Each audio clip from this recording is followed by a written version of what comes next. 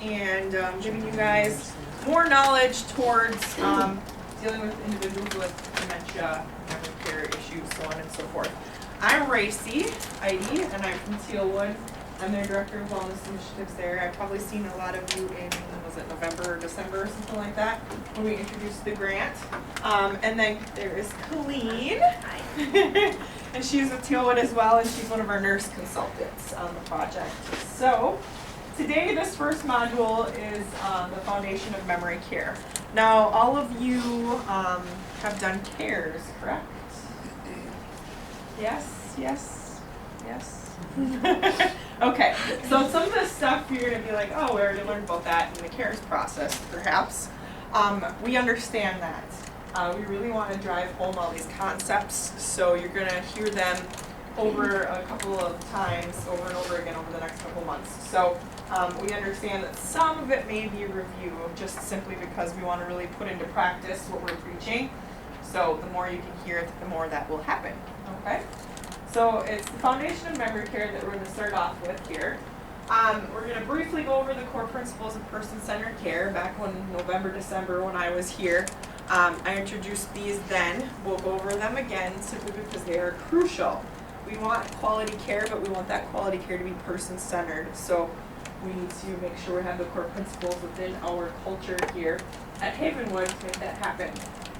We're going to look at how we can break down departmental silos and recognize them. We're also going to just talk about building a positive working environment, and then Colleen is going to get into defining dementia. So, core principles in person-centered care. None of these are more important than the other, so we'll just start off with relationships and community. We need to maintain those meaningful relationships, and when we say that, it's not just with the residents that we take care of. Okay, it's also with each other. Okay, it's within different departments. It's with the families that we serve. It's with the suppliers that come into our building, so on and so forth. And all of those relationships should maintain 5 key components. Those key components, think of your significant other. And all of these would be within that relationship. Let's branch out and have those within others. Respect, shared experience, trust, reciprocity, and mutual enjoyment. As far as operational practice is concerned, we're going to support relationships in the work environment in a culture that ensures staff have time to spend with residents in order to form, nurture, and maintain relationships. If you're all supporting each other, then we can be 100% in that moment with the person we're taking care of as well. Okay, so it kind of all intermingles in building relationships. Also, we want this to be a community here. We want everyone to have that sense of belonging, and we're truly striving for relationships over tasks. Governance. This just means that, in any type of setting, if you have that top, executive management type of team, they really need to be on board, and they absolutely are on board with everything. As far as Tealwood is concerned, we have our CEOs and stuff like that. All this education that you guys get, they do it too, and they very much so believe in it. So they are not just delegating things and responsibilities, and the same goes for elder care. They're actually actively involved in everything that goes on. So they understand what you're going through. But then it comes down to leadership as a core component, and that's going to be your Ashley here and your Brandon. Those are definitely going to be our key supporters and communicators of all these tools and techniques and approaches and goals that we're aiming for. So they're going to be your individuals that are going to, as I mentioned, emphasize relationships over tasks. Okay, so we want the culture here to be centered on people. You guys are the care partners and workforce. We're all very actively involved and engaged in person-centered care, and we need to be a crucial part of the success of person-centered care. And to be successful, we need to make sure we're giving you guys the right skills and the right tools so that you can go out and do your jobs successfully. And that's why we're starting here at this point, and over the next couple months we'll continue to grow, and we've already started with the CARES process as well. So, having appropriate number of staff at all shifts 7 days a week. Does that happen? Right. Ultimately, we understand that's a pretty unrealistic type of phrase. However, that is ultimately our goal, and definitely making sure that we can continue to strive towards that is something that's on the docket for sure. Services then. The best way to summarize services as the core component is that first bullet point there. That's compassion made visible. We aren't outside dealing with a shovel and shoveling dirt or planting trees. We're actually dealing with human beings. Okay, so everything we say, do, walk, speak, talk, compassion made visible is how it should be presented with our person-centered care. Okay, and that care and support based on individualized preferences, cultures, values, lifestyle choices, and needs to support rhythms of daily living. All of that stuff should be within your services. Meaningful life and engagement. We all come to work, but then we get to go home and do our fun hobbies. Okay, we all have things that we enjoy that support our well-being and our health.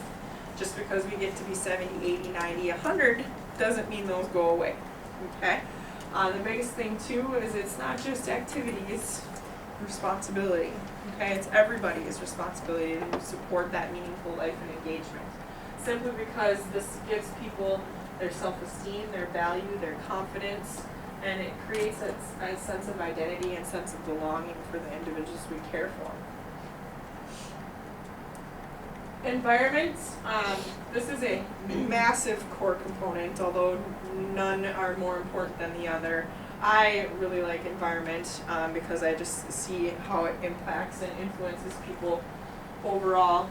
But we want to look at creating a positive environment so that we're going to look at function, comfort, safety, well-being. And today, actually, you guys have a locked memory care unit, correct? Okay. So in that locked memory care unit, we're going to do an environmental assessment. Okay. We're also probably going to look at the rest of your building too, because do people with dementia live there? Yeah, right. They're everywhere. So we're definitely going to do more of an analysis in your unit, but we'll look at some recommendations on the other parts as well. But essentially, we're going to look at things that promote dementia-friendly environment. So some examples, and I haven't been there yet to give you specifics on your building, but overall what we technically usually see is you walk into an off-white room with off-white light switch plates. Okay? If it's dark in there and I'm already confused with dementia, I don't have any visual cue to turn that light on to help me navigate and be independent. Okay, so we'd probably recommend a contrasting light switch plate. Same goes for toilets. We usually walk into the bathroom and we see a white toilet with white walls and white floor. I'm not going to see that if I have macular degeneration and confusion going on. So we'll probably make recommendations for black toilet seats. So that's cue. Oh, that's where I use the restroom. Okay. Other things that we see is you only have one hallway, right? It's just a smaller unit. How many live on that unit? 16. Okay. Okay. Sometimes on our bigger memory cares, you come out of the dining room and you look to the right and you look to the left, and the hallways look the exact same. Okay, so how am I supposed to find where I live on my own and be independent in that aspect, okay? So we're going to maybe possibly have a red hallway and a blue hallway or something like that, just in this example. So recommending paint. I know more about light bulbs than I care to know about and how they can affect you and your, as far as their temperature goes and so on and so forth. So maybe looking at lighting. We were in a building yesterday where their lighting was extremely harsh, so how the paint reflection can tie in with the lighting, and there's actually research behind the recommendations is my point. So we will definitely be looking at effective design and promoting the wellness dimensions within all of that. What I will say is we're not going to go knocking down walls or anything like that. It's not going to be any huge, and we'll make recommendations, obviously. It's kind of out of our hands on what gets changed and what doesn't, but we'll definitely push for bettering the environment. And accountability, that's the other last core principle, person-centered care. This is a grant process, so obviously we're reporting to the state and they're giving us money. We need to be accountable. But in really any quality things that we're doing, you always want to make sure what you're implementing is achieving the goals that you want, okay? So even, we've done a lot of work already with antipsychotic reduction and pain reduction and stuff like that. Even those tools we're going to reassess on a regular basis to assure that they're achieving what we want, and so on and so forth. So there'll always be monitoring and data collection going on when we're achieving quality care. Do you guys have any questions on those? They all seem to make pretty much sense, huh? All right, so what's a silo? Anyone? I mean, I know what a silo is, you put hay in it, but in terms of working organization, what's a silo? Anyone take a stab at it? Don't be afraid. Nobody wants to try? You look like you want to try. All right, I'll be easy on you. I'm not going to call anybody. Clean might be different. But lack of information between groups or parts of an organization. So we have different departments here, right? We have nursing and activities and dietary and housekeeping. Okay. We could all technically silo every one of those. That's not a good thing, but that's a silo. Silos limit the interactions between departments and caregivers, and ultimately when we have silos in an organization, it results in reduced productivity and poor quality care. So think of your campus here. Where can we find silos in long-term care? Do you have silence during team meetings? Okay. I don't like that all of you didn't want to speak up. Okay. So that might be a little bit of a silo that we need to overcome there. Let's see, it's 90 degrees outside. It's the end of my shift. I'm ready to go to the beach. I can chart tomorrow. Okay. Incomplete documentation is going to create a silo. Care conferences where key players are not present. Who knows the residents best in this building? The aides. Yeah, I would absolutely agree with you. Are they sharing all their knowledge into that care conference so that we can create a quality care plan for the individuals we serve? You know, if not, then we got a silo. Lack of communication from leadership to staff, families, residents, tenants. Okay, communication's usually a hot topic when it comes to silos. So, benefits of breaking down silos. Innovation and creativity are going to come when we break down these silos. Increased productivity and quality of care. And instead of solid walls, now we're going to have bridges and pathways for communication between all departments, caregivers. Even think of shifts, you know, your day shift, your evening shift, your night shift. Okay, those can be silos too that we're going to want to look at and overcome. So, again, think of your campus here. Meetings, are they run top down, or is it a free exchange of ideas and information? Okay. Are there communication challenges here? All right. Do we have a lack of an effective correspondence system, or is information easily relayed from shifts, departments, so on and so forth? Are residents and families angry, anxious, or demanding, or do they feel like a valued part of the team? Okay. So just kind of sit back and think about the campus here. And really you need to recognize the silos that occur, and then we can move forward in breaking them down. So, how do we break down the silos? We focus on the cause and not the symptom. Alright, I don't want to see any band-aid solutions where it's going to fix it for a couple hours and next week it's going to be broken again. Okay, we really want to look at systems that are solid, that can move us forward in the right direction. Working to adjust mindsets. We all need to start with ourselves, especially with change. Okay, it's usually change creates a lot of anxiety for people, and we're not just making change and introducing new tools and things for the sake of it, but obviously, you know, we want to come together and have better quality of care that's going to benefit everybody, even make your job easier in the process. Foster interdepartmental collaboration. You know, the old phrase, there's no I in team. It's cheesy and it's corny, but it is definitely relevant in all types of situations, not just sports, even in organizations as well. Communication, obviously, communication is an issue everywhere. Do you guys think you have amazing communication here? No. Yeah. And then communication is a concern everywhere. And really what we, we're gonna have, I could have the greatest idea, but if there's not a system set up for me to share that idea, we have an issue. So we'll look at systems and stuff like that and how we can possibly create things so that things can get communicated better, because we always want to know the right hand knowing what the left hand is doing type of thing. What one shift is doing versus the next shift. Which activities are going on so that we can, as nursing assistants, get them there when it's important for them, and so on and so forth. Develop trust among departments and caregivers. This is all about building relationships. If we're, maintaining respect and mutual enjoyment and have loyalty within those relationships, it's definitely going to grow the community here. And I think the biggest thing is it's not just the ones we directly work with. We tend to get a little cliquey in our departments and the aides, and this is what we do and that's what they do type of thing. So we definitely want to overcome that. And don't allow complacency. You guys have a fair amount of competition in Boone as far as other nursing homes. Fair amount. I mean, it's a bigger town here.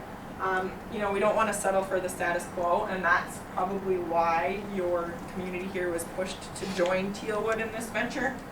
Simply because, and we know you guys provide quality care already, but why would we settle for that quality when we could achieve the next level and the next level and the next level?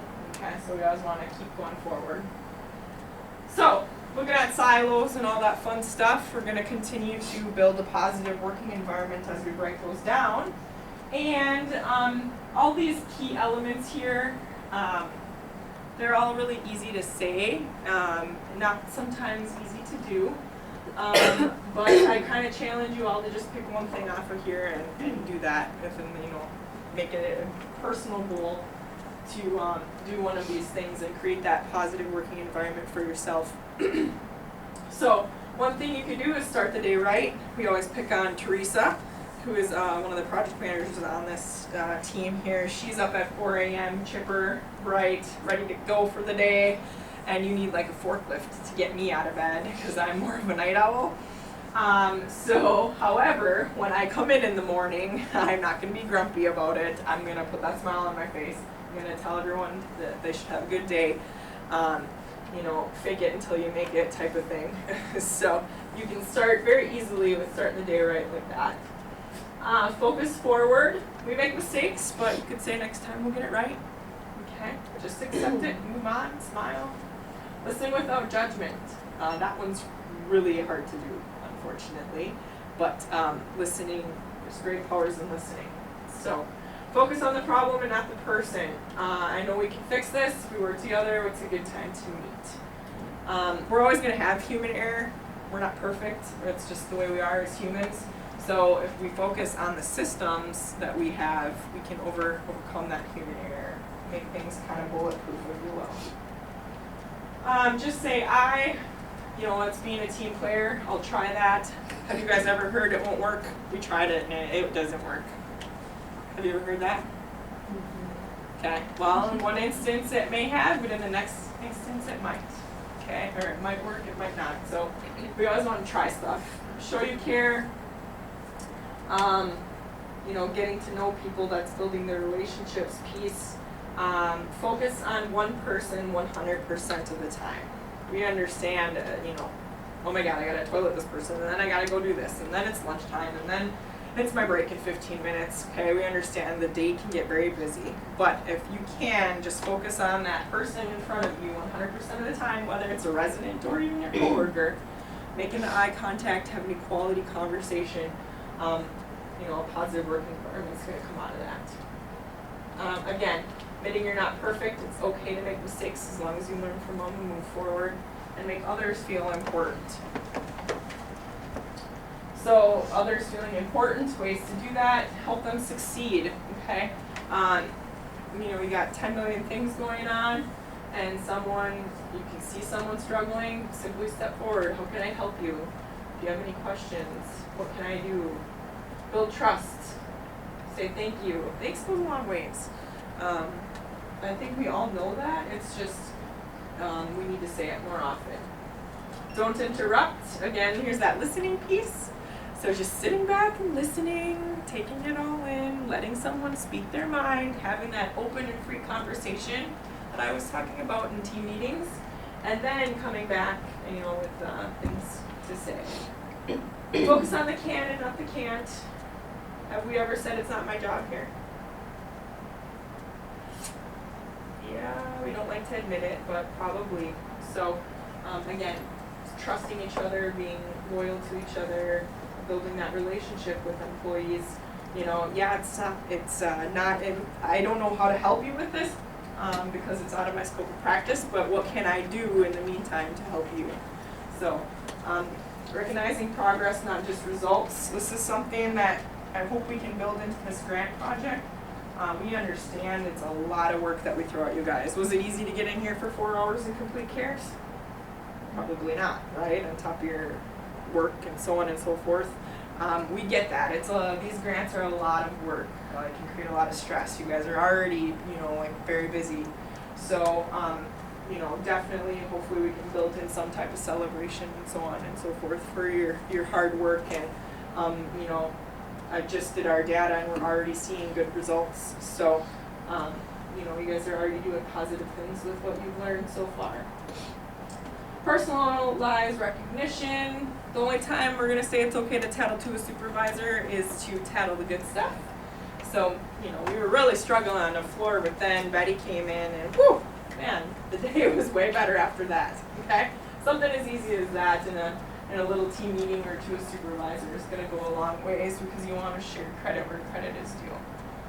So as I said, all this stuff, it's simple and we can talk about it all day, but I challenge you to pick something just off that list and just kind of start with yourself towards that positive working environment.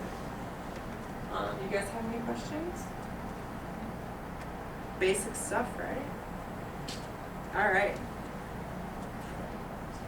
Okay. Okay, so hi, I'm Colleen. As she said before, who can define dimension for me? I will call on somebody if somebody doesn't just say something, so I guarantee you. So I just needed a very, very simple definition of dimension. Forgetfulness. What? Forgetfulness. Forgetfulness. Okay, yep. That's a good way to describe it. Here's what I'd like you to see. I can't videotape that, Ash, sorry. She's coming on here. Okay. I'm coming. Yep. This is really what dementia looks like.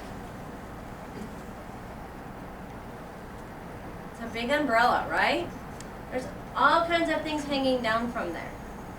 What really dementia is then, is that loss of ability to be able, that affects the daily life of our residents that we care for. And it's caused by damage or changes to the brain. So all of us here, I need to see, first of all, who are nursing assistants? This is really important for you to know that. Okay, nurses? Do I have dietary in here? Awesome. Any other department I missed? Business office. Business office? Medical records. Medical records, so dietary, business, and where are you? Activities. Okay, so besides nursing, why are you other people here? We're all part of the team. And do you ever interact with the residents? Oh, yeah, absolutely. All the time, right? You have a locked memory care unit, right?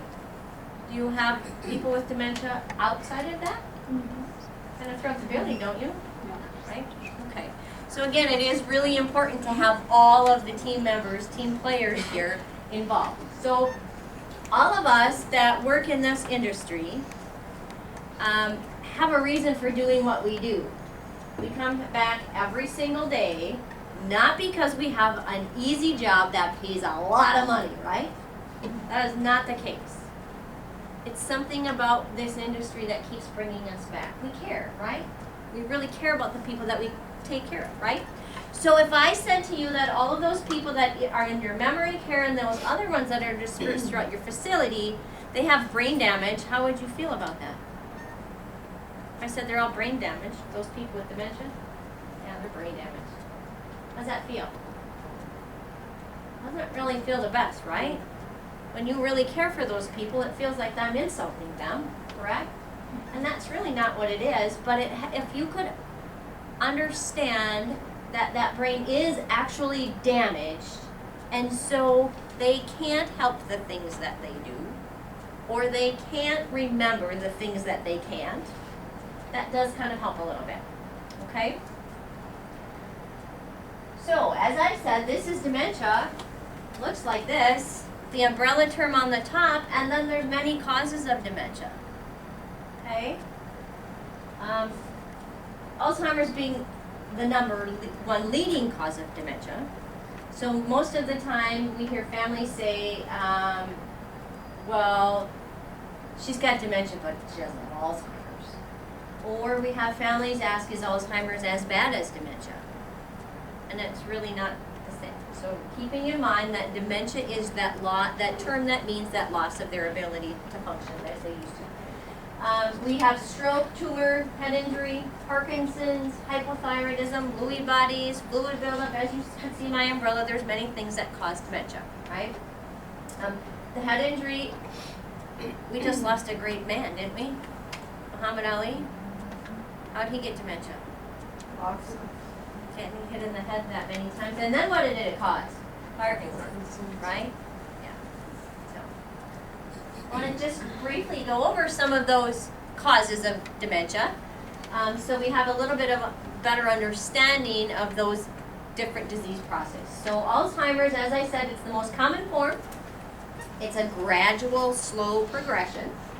95% are late onset, meaning that we don't start to see those real telltale signs until after the age of 65. Okay. Early symptoms include difficulty remembering names and recent events, and apathy, not really caring about anything. Why is that? Depression is extremely common with people with Alzheimer's. We usually see those depression symptoms before we catch on to the Alzheimer's piece. Okay? And Alzheimer's accounts for 60 to 80% of all dementia cases. So it is the number one leading cause, but there certainly are others. So in vascular dementia, it usually is the result of mini strokes to the brain. So the symptoms may develop suddenly or take time to develop. They can include loss of bowel or bladder, that mask-like facial expressions, weakness or paralysis on one side. People with vascular dementia have difficulty with language and other intellectual abilities. And so what's really key to keep in mind and remember is that they require a longer response time when communicating with them. So somebody with vascular dementia, we really have to, as caregivers, really make sure we're giving them time to answer what we've asked, okay? It takes them longer to be able to communicate those things. And the vascular dementia accounts for 10 to 20% of dementia cases. Dementia with Lewy bodies. It's like Alzheimer's and Parkinson's in that there's plaque buildups, protein buildups throughout the brain, okay? The symptoms of Lewy bodies include hallucinations. This is extremely typical. Shuffling gait, poor balance, stoop posture, almost as if they had Parkinson's, right? And attention problems. The other thing that we see with Lewy bodies is very vivid dreams and sleep disturbance. Their hallucinations are absolutely 100% real to them. So no matter how many times we tell them that there really isn't a kitten on the window, yes, there is to them. They're absolutely real, okay? With Lewy bodies, there's also fluctuation and alertness at various times of the day. These are the unfortunate people that get labeled as doing things on purpose or not doing something on purpose. They're just doing that on purpose. They're not dressing themselves on purpose. That's not really the case. It's just their disease process is happening, okay? And most of the symptoms occur before difficulty with memory is noticed. So we're seeing all those other things first before we really, really see that memory loss, okay? And Lewy bodies accounts for 5 to 15% of dementia cases. The frontal temporal dementia, that affects the front and sides of the brain, and it usually starts earlier. We're looking at 40 to 75. Those people that start very early, that's where we see some of those more severe symptoms, it seems. It's a rapid progression, much more rapid than Alzheimer's. There are several forms and causes, but the symptoms include the personality changes, language difficulty, making inappropriate comments, you're fat, you're stupid, those kinds of things, when they would never have said that before. Repetitive behaviors, reckless spending, that's one of the big keys when we're looking at somebody who's a little bit younger with this disease process going on and the ability to still go out and spend, okay? Difficulty understanding and expressing language. And then the frontal temporal dementia accounts for 5% of dementia cases, okay? So in the end, we have different disease processes that start that dementia process happening, but in the end it's still the same. That brain is actually damaged from the disease that's going on. Once it's damaged, it's not going to get better. As a matter of fact, they all get progressively worse as time goes on, right? So, we're going to talk a little bit about the brain, and when we do that, I'm going to pass mine around. I apologize because my brain smells. Well, it's colorful. So, sorry. So I'd like you, as I'm talking about the brain, look at my brain, and we'll get back to my brain, okay? So, the brain is absolutely an amazing, amazing machine, okay? The different parts of the cerebrum is responsible for remembering, problem solving, thinking, feeling. It controls movement, and inside the cerebrum is the cortex. See, I told you it's the cerebellum is responsible for coordination and balance. The brainstem, autonomic functions such as breathing, heart rate, digestion, blood pressure, okay? Then we go to the cortex, and that really is the focus here. We're looking at the interpretation of sensations from your body, sights and sounds and smells from the outside world. So it is responsible for recognizing what's happening inside as well as everything that's outside. Generating thoughts and solving problems and making plans. The cortex is responsible for forming and storing memories and for controlling voluntary movement. Okay? So we've all seen a picture of a brain, a real brain, right? Not my brain, right? And it's that big gray mass, and there's all those little folds that are all together. And again, as I talked about this amazing machine, that it does things without us ever even thinking about it. So I want to move my left hand, and so my brain moves from one part to the other, saying, hey, move your left hand, and my hand moves. And I don't even think about that, right? So that's normal process. Okay, but as you look at my brain has dementia, and it really doesn't matter what one of these diseases here caused it, right? I already said that. Doesn't matter what caused it. The fact is that it has dementia now. So there's damage to my brain, right? So in a sense, when we're looking at those plaques or whatever it is that's caused the damage, those are actually empty spaces in the brain or black holes like mine has.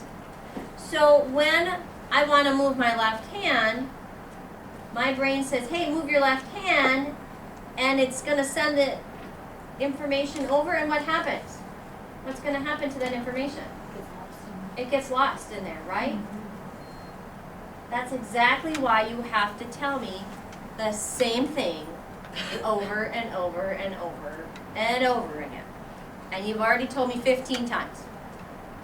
And I say, okay. And I walk away and I come back and I ask the same question. That's exactly why when you say to me at 3:30 in the afternoon when I'm hitting the doors because I can't get out and I need to, I'm frantic and mad because I got to get my kids off the bus, and you say to me, your kids are fine, your kids are grown, you don't have to get them off the bus anymore, that information goes through my brain and falls through those holes. Okay? I can't remember what it is that you were telling me. I can't sometimes do those things that you're requesting me to do because of the damage that's done to my brain. So does it still seem mean for me to say that those people have brain damage? I think it's easier for me to understand it. I would tell you on a personal level, my mother-in-law had a stroke and now has dementia.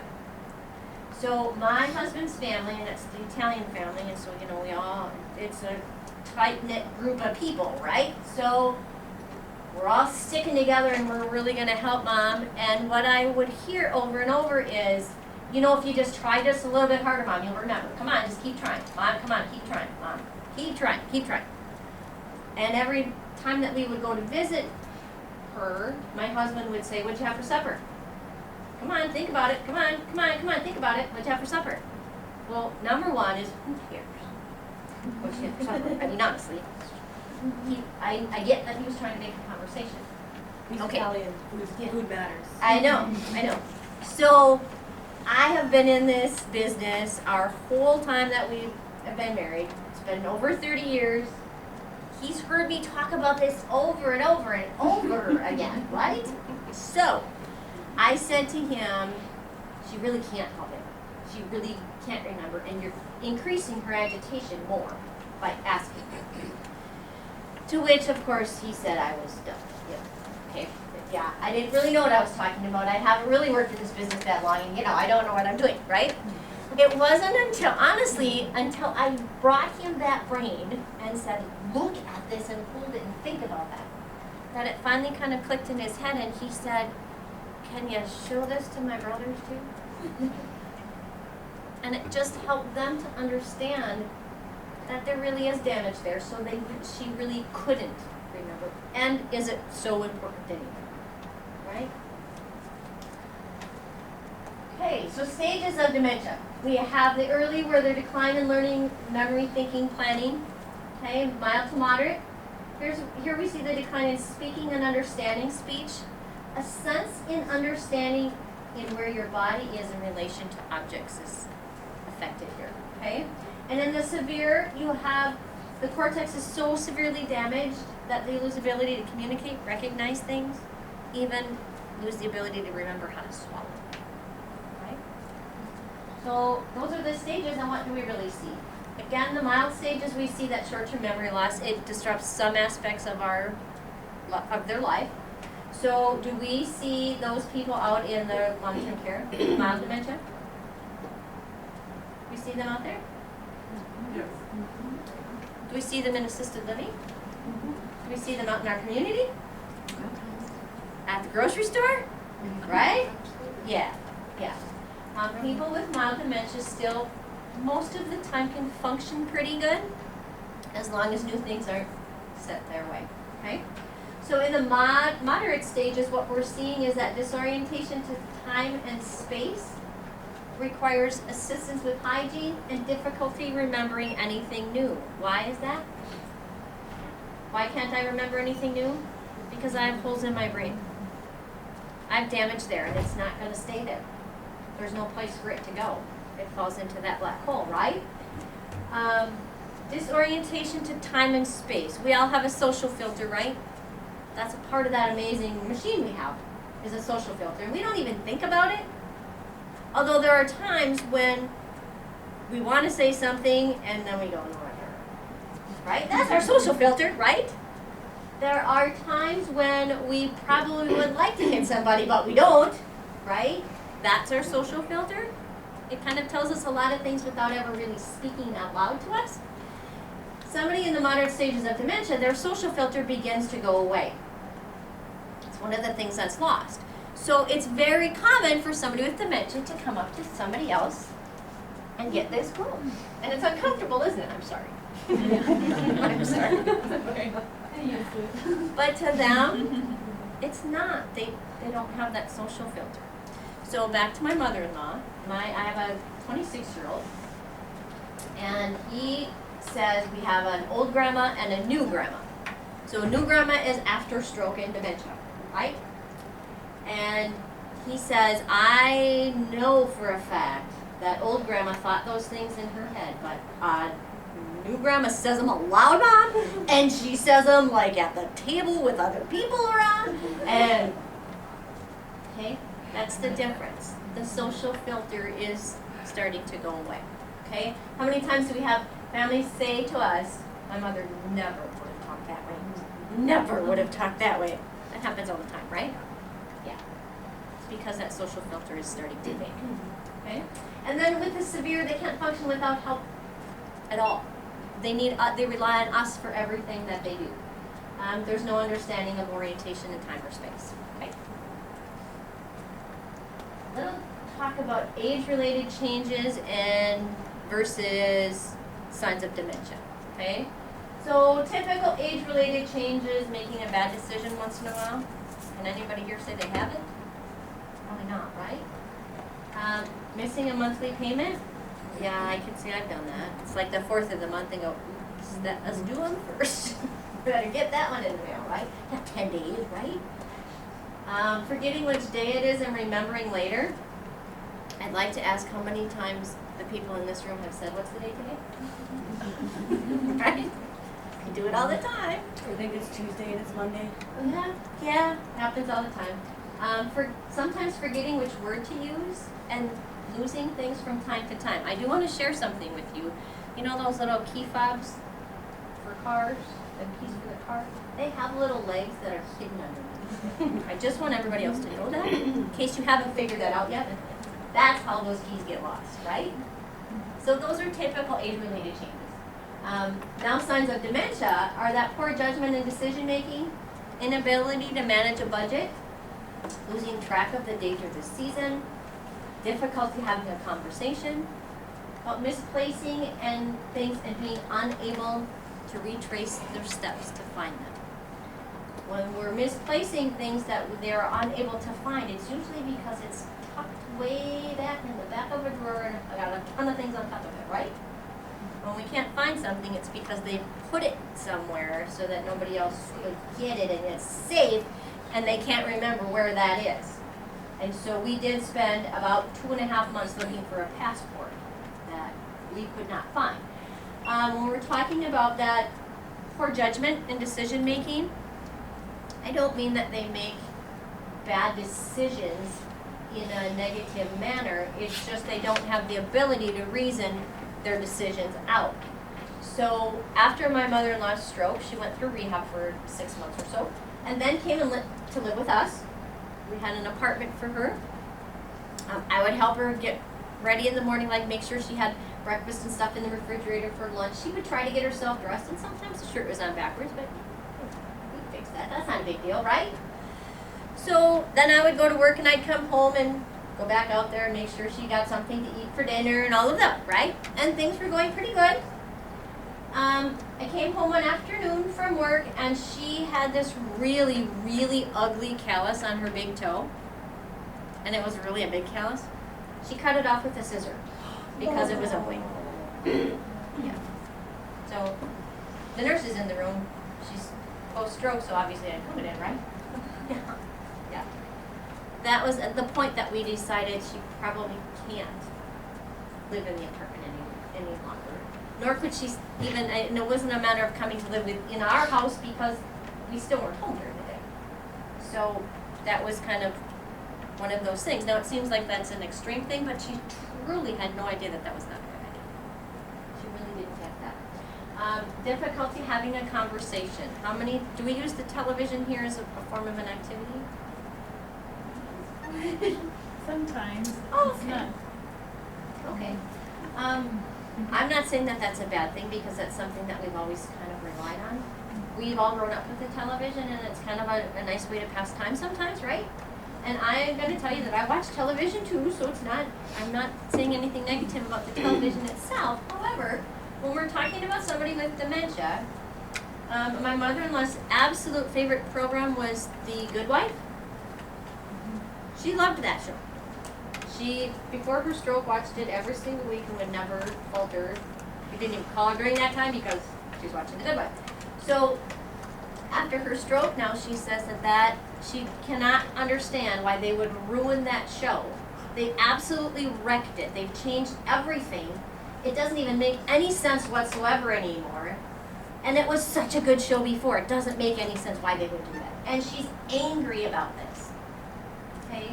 The Good Wife didn't change. It's the same thing, right? It's another soap opera, right? Basically. It didn't really change. It's her ability to follow that conversation, to follow the plot. Why is that? Because she has holes in her brain too, just like mine, right? And so the words that are coming in, some of those words are falling out. at the same time that they're trying to be processed through, and she's not really understanding. Okay? So anybody that has dementia here in your building, any of them have agitation? Do they act out? Do they have what we call behavior? Okay? Whose fault is that? Is it the brain's fault with the holes, or whose fault really is it? It's our fault, yeah. And again, I know that that sounds kind of harsh. I don't mean it in that respect. Dementia is one of my absolute passions. I love dementia, so I would never say anything bad about people who care for people with dementia. What I'm saying is that we really need to understand that those behaviors, those agitation moments, are a form of communication, and we need to figure out what it is that they're trying to communicate to us. That's not easy. Sometimes it is, other times it's truly not. The very most important thing on how to prevent the agitation or anxiety is to check ourselves first. We absolutely cannot respond to somebody who's agitated without having checked ourselves first. So what I mean by that is when you're looking at the behavior that the resident is doing, the very first thing that should come to your mind is, so what? Is it harmful to that person? Is it harmful to somebody else? Or is it going to be an inconvenience for us to clean up after? A lot of times it's going to be an inconvenience for us to clean up after, which we don't particularly care for. Sometimes it is that they're going to hurt themselves or somebody else. So we do need to respond quickly in those situations, but we need to respond in a calm manner. So when we have somebody who is doing something that we think is going to be harmful, we don't want to run up to them and go fast, because that's going to irritate them. The saddest case that I had, I was the director of nursing at a facility. We had a memory care unit. It was a large unit on the 3rd floor. We had a water guard system, so if they pushed the button for the elevator, the doors would open. They could get on the elevator. They could push the buttons all they want, but because they had the water guard, it wasn't going to go anywhere. So really, it didn't matter that they were in the elevator, right? So we had Mary, who was 3:30 in the afternoon. The noise of the nurses off in the background. Yep. And she needed to go home to get her kids. Absolutely had to go home. And was in the elevator and mad because the elevator wasn't working for her. And so started to hit the wall of the elevator. So was actually slapping on the wall and getting angry, right? So 3 nursing assistants who thought that they were doing a good thing because she was going to hurt herself went running into the elevator to guide her out. Well, if they said guide her out of there, truly what that did was upset her more, because we have now 3 people who she doesn't know running at her with their hands out to try to grab her. She actually ran out of the elevator, down the hall, fell, and ended up with a bleed in her brain, and was not with us much longer after that. So, horrible case. But what I'm getting at is we always have to check ourselves first. How we respond initially is going to make a big difference, okay? We need to try to create a calm environment. That's not always easy.